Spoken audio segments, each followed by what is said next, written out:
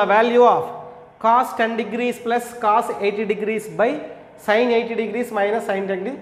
ఇది ఎంసెట్ ఏపీ 2024 మేకి ఇచ్చాడు.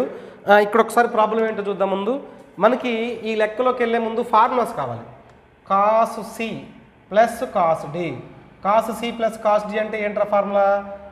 2 cos C plus D by 2 into cos of C minus D by 2.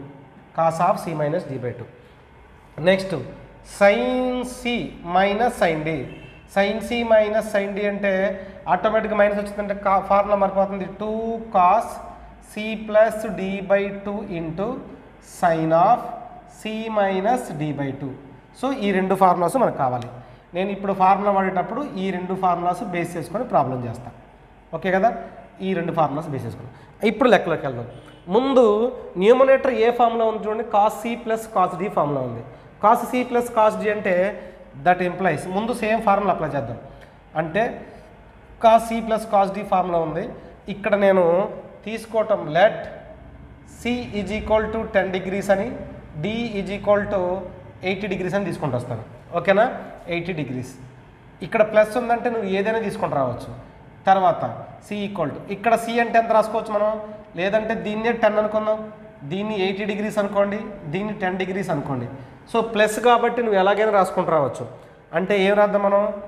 2 cos, ఓకేనా, 2 cos C plus D by 2, C plus D by 2 into cos of C minus D by 2 by next 2 cos C plus D by 2 into sine of C minus D by 2, sine of D minus. ఇక్కడ 2కి 2 cancel చేస్తాను, ఈ రెండు cancel చేస్తాను. మనకు మిగిలింది ఎంత? మనకి మిగిలిపోయిన టర్మ్ ఎంత చూడండి. దట్ ఈజ్ ఈక్వల్ టు మిగిలిపోయింది ఎంతమ్మా? ఇది టోటల్గా కాస్ బై అంటే cot of C minus D by 2, C minus D by 2, అంతే కదా? C minus D by 2 that is equal to ఇక్కడ ఏముందో చూద్దాం. కాస్ ఆఫ్ డి బై 2 అంటే ఎంత? కాట్ ఆఫ్ సి అంటే ఎంత? 80 minus 10/2 that is equal to cot of ఎంత? 70/2 దట్ ఈజ్ ఈక్వల్ టు ఎంత రాయొచ్చు? కాట్ 35 degrees రాయొచ్చు.